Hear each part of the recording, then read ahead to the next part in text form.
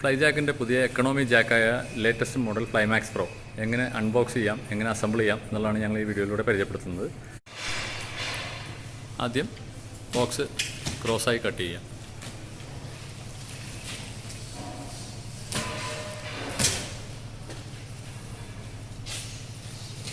Open ആയിക്കഴിഞ്ഞാൽ നിങ്ങൾക്ക് Jack ഇതുപോലെ ഇതിനുള്ളിൽ ഇരിക്കുന്നതാണ്. വളരെ സേഫായിട്ട് മിതമായ നിരക്കിൽ അതിൻ്റെ സ്പേസ് വിട്ടുകൊണ്ടുള്ള പാക്കിംഗ് ആണ്. ഒരിക്കലും ഒരു കാരണവശാലും ജാക്കിന് ഡാമേജോ മറ്റുള്ള ബുദ്ധിമുട്ടുകളോ അതിന് ഓയിൽ ലീക്കോ അങ്ങനത്തെ കാര്യങ്ങളൊന്നും വരില്ല.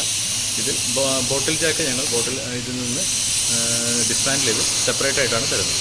കാരണം പാക്കേജിൻ്റെ വലിപ്പം കുറയ്ക്കാനും അപ്സൈഡ് ഡൗൺ ആയിട്ട് പാക്കേജ് വരുമ്പോൾ അത് പാക്കേജ് ഡാമേജായി പോകാണ്ടിരിക്കാനും വേണ്ടിയിട്ടാണ് ഈ ബോട്ടിൽ ജാക്ക് സെപ്പറേറ്റ് ആയിട്ട് വിടുന്നത്. ബോട്ടിൽ ജാക്ക് ഇതുപോലെ പെഡലോട് കൂടി ഫിക്സ് ചെയ്ത് അതിൻ്റെ കൂടെ ഇതുപോലെ 2 അഡീഷണൽ ബോൾട്ടുകൾ, അത് ഫിക്സ് ചെയ്യാനുള്ള ബോൾട്ടുകൾ ഉണ്ടാവും. എല്ലാം 12.9 ഗ്രേഡിലുള്ള ഹാർഡ്വെയർസാണ്. ഈ ഭാഗത്തായിട്ടാണ് ജാക്ക് ഞങ്ങൾ വെച്ചിരിക്കുന്നത്. വളരെ സേഫായിട്ട് അതിൻ്റെ ഉള്ളിൽ ഇരുന്നോളും, ജാക്കിൻ്റെ ഫ്രെയിമിനുള്ളിൽ.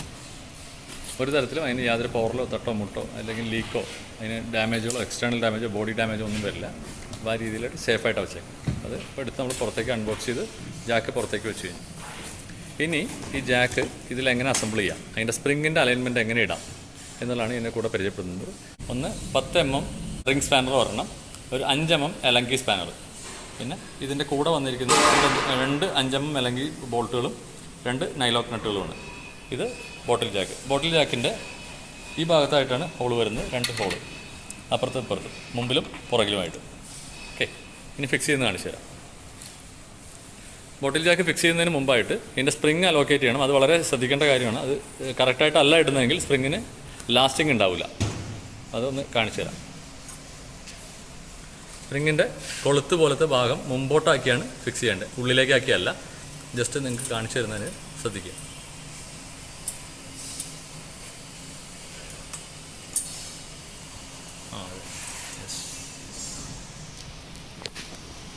ഇങ്ങനെയാണ് സ്പ്രിങ് ഫിക്സ് ചെയ്യേണ്ടത്. ഇത് ജാക്കിൻ്റെ ബോൾട്ടിട്ട് ജാക്ക് മൗണ്ട് ചെയ്യുന്നതിന് മുമ്പ് തന്നെ ഇത് സ്പ്രിങ്ങിലേക്ക് ഇടണം. ഓക്കെ, ഇനി ജാക്കിൻ്റെ ബോൾട്ടുകൾ.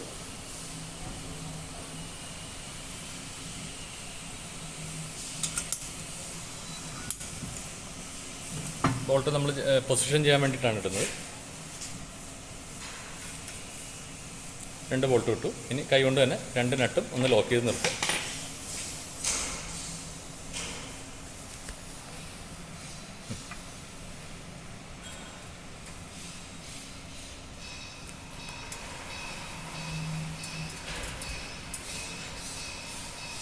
കൈ കൊണ്ട് മുറുക്കാവുന്ന അത്രയും മുറുക്കി നിർത്തുക.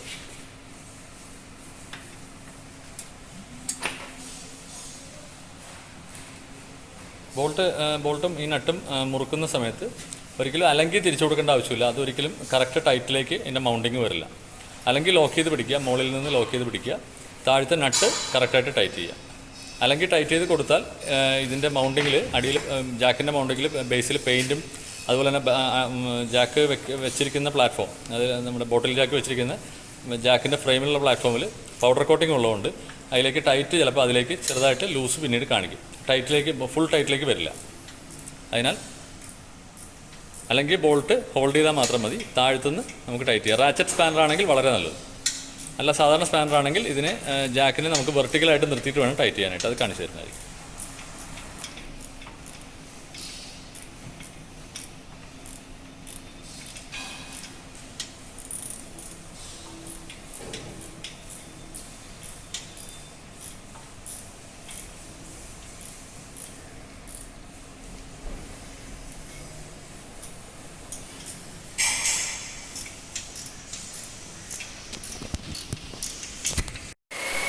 ഇനി നമ്മൾ ജാക്കിൻ്റെ ബോൾട്ടിൻ്റെ മുഴുവൻ എങ്ങനെ ടൈറ്റ് ചെയ്യാം, അതായത് വളരെ ഫുള്ളായിട്ടുള്ള ടൈറ്റിലേക്ക് എങ്ങനെ എത്തിക്കാം എന്നുള്ള ജസ്റ്റ് ഒരു ഡെമോൺസ്ട്രേഷനാണ്. ജാക്കിനെ നേരെ വെർട്ടിക്കലായിട്ട് കുത്തി നിർത്തുക. അതിന് ഈ രീതിയിൽ തന്നെ ടൈറ്റ് ചെയ്യുക.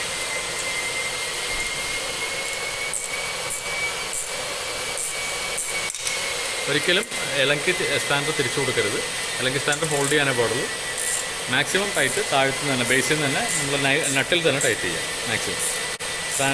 നോർമൽ നമ്മൾ മോട്ടോർ സൈക്കിളുകളിൽ ചെയ്യുന്ന പോലെ ബോൾട്ടും നട്ടും ഒരുമിച്ച് തിരിഞ്ഞു പോകാത്ത രീതിയിൽ നോക്കുക. അത് സേഫ്റ്റിക്ക് എപ്പോഴും നല്ലതാണ് പിന്നീടുള്ള കാര്യത്തിൽ. കാരണം കുറച്ച് നമ്മൾ ഉപയോഗിച്ച് കഴിയുമ്പോൾ ഈ ജാക്ക് ഒന്ന് മൈന്യൂട്ടായിട്ടുള്ള ലൂസ് വരികയാണെങ്കിൽ ആ ലൂസ് ഇല്ലാണ്ടിരിക്കാനാണ് ഇങ്ങനെ ചെയ്യുന്നത്. മുഴുവനായിട്ട് ടൈറ്റ് ചെയ്യുക, അനങ്ങാത്ത രീതിയിൽ. 21 NM ടോർക്കാണ് ഇതിൻ്റെ സ്റ്റാൻഡേർഡ് ടൈറ്റ്.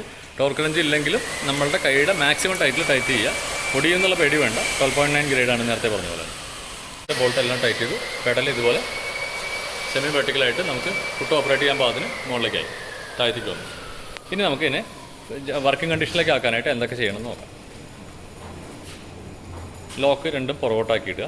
2 സേഫ്റ്റി ലോക്കുകൾ പുറകോട്ടാക്കിയിടുക. ഈ പാഡ് മാറ്റുക. എന്നിട്ട് ഈ ബ്രിഡ്ജ് ഇതിനെ പൊക്കുമ്പോൾ കംപ്ലീറ്റ് ആയിട്ട് പൊക്കുക. അതേപോലെ പൊക്കിയിട്ട് ആ ജാക്കിൻ്റെ മുകളിലേക്ക് അലൈൻ ചെയ്ത് വെക്കുക. ഇപ്പോൾ ജാക്ക് ഉപയോഗിക്കാൻ തയ്യാറായി. ജാക്കിൻ്റെ താഴത്ത് ഇവിടെ ഒരു അഡ്ജസ്റ്റ്മെൻറ്റ് സ്ക്രൂ കാണാം. ആ സ്ക്രൂ ആണ് നമ്മൾ ബോട്ടിൽ ജാക്കിൻ്റെ പ്രഷർ നിയന്ത്രിക്കുന്നത്. ടൈറ്റ് ചെയ്യുകയും ലൂസ് ചെയ്യുകയും ചെയ്യുമ്പോൾ ഇത് ലൂസാക്കി തന്നെ നിർത്തുക.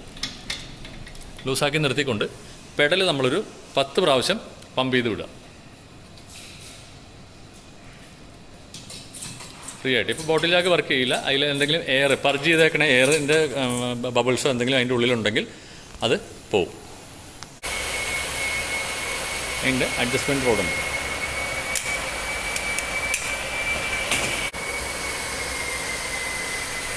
ഇതാണ് ഇതിൻ്റെ റോഡിന് ഇരിക്കുന്ന പൊസിഷൻ. റോഡിൻ്റെ ഹോൾഡറാണ്. എടുത്തിട്ട് നമ്മൾ ടൈറ്റ് ചെയ്യുക ക്ലോക്ക് വൈസ്. അതായത് നിങ്ങളുടെ കൈയുടെ റൈറ്റിലേക്ക് ടൈറ്റ് ചെയ്യുക. ടൈറ്റ് ചെയ്ത് കഴിഞ്ഞ് കഴിഞ്ഞാൽ ജാക്ക് പ്രഷർ കിട്ടാൻ പാകത്തിനായി. ഇനി ജാക്കിനെ വർക്ക് ചെയ്ത് കാണിക്കുക. അപ്പോൾ ജാക്ക് കറക്റ്റ് വർക്കിംഗ്. ഈ സമയത്ത് 2 സൈഡിലെ ലോക്കുകളും മുമ്പോട്ട് ഇട്ട് വയ്ക്കുക. മോട്ടോർ സൈക്കിളിൻ്റെ അടിയിലോ അല്ലെങ്കിൽ സ്കൂട്ടറിൻ്റെ അടിയിലോ പോകുമ്പോൾ ഇതുപോലെ തന്നെ വേണം പോക്കാൻ. ലോക്ക് ഇട്ട് കഴിഞ്ഞ് കഴിഞ്ഞാൽ ഓട്ടോമാറ്റിക്കലി നമ്മുടെ ജാക്കിന് എന്തെങ്കിലും പോരായ്മ ഉണ്ടെങ്കിലോ അല്ലെങ്കിൽ എന്തെങ്കിലും സ്ലിപ്പിംഗ് വന്നാലും ലോക്കിലേക്ക് അത് തന്നെ ലോക്കായി പോകും. സേഫ്റ്റി ലോക്കിംഗ് ഗ്രൂവുകളിലേക്ക്.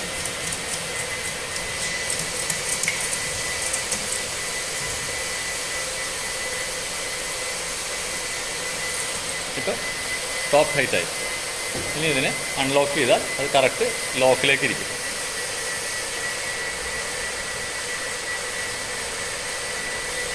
ഇപ്പോൾ ലോക്കിലായി. വെയിറ്റ് ഇനി ഹൈഡ്രോളിക് വർക്ക് ചെയ്യില്ല. ഹൈഡ്രോളിക് നമ്മൾ റിലീസ് ചെയ്ത് കഴിഞ്ഞു.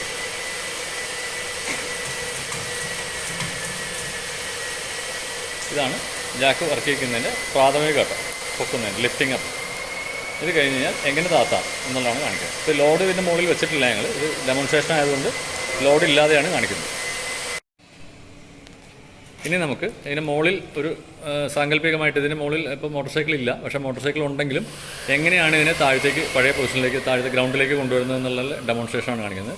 ജാക്കിൻ്റെ അഡ്ജസ്റ്റ്മെൻറ്റ് റോഡ് കൊണ്ട് വീണ്ടും ടൈറ്റ് ചെയ്യുക. ബോട്ടിൽ ജാക്ക് ടൈറ്റ് ചെയ്യുക. അതിനുശേഷം പ്രസ് ചെയ്യുക. പ്രസ് ചെയ്യുമ്പോൾ ജാക്ക് ലോഡായി. ലിഫ്റ്റ് മുകളിലേക്ക് ഒന്നും കൂടി അപ്പായി. അപ്പോൾ പ്ലേ വന്നു. ആ സമയത്ത് സൈഡിലുള്ള 2 സേഫ്റ്റി ലോക്കുകൾ റിലീസ് ചെയ്യുക പുറകോട്ട്. അതിനുശേഷം വീണ്ടും ഹാൻഡിൽ എടുക്കുക. ജാക്കിനെ വളരെ സ്ലോവിൽ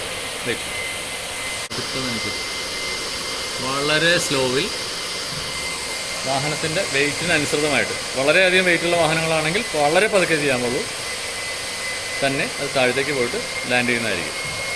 സൈഡ് സ്റ്റാൻഡ് ഇട്ട് കൊടുക്കുക. മറന്നു പോകരുത്. താഴത്തേക്ക് പോകുന്നതിന് മുമ്പായി സൈഡ് സ്റ്റാൻഡ് ഇട്ടിട്ടുണ്ടെന്ന് ഉറപ്പ് വരുത്തുക. ഹാൻഡിൽ ഇടത്തോട്ട് തിരിച്ചു വയ്ക്കാൻ പറ്റുകയാണെങ്കിൽ അത്രയും നല്ലത്. കാരണം ബാലൻസ് പോകാതെ സൈഡ് സ്റ്റാൻഡിലേക്ക് തന്നെ വാഹനം ഇറങ്ങി ഇരിക്കുന്നതായിരിക്കും.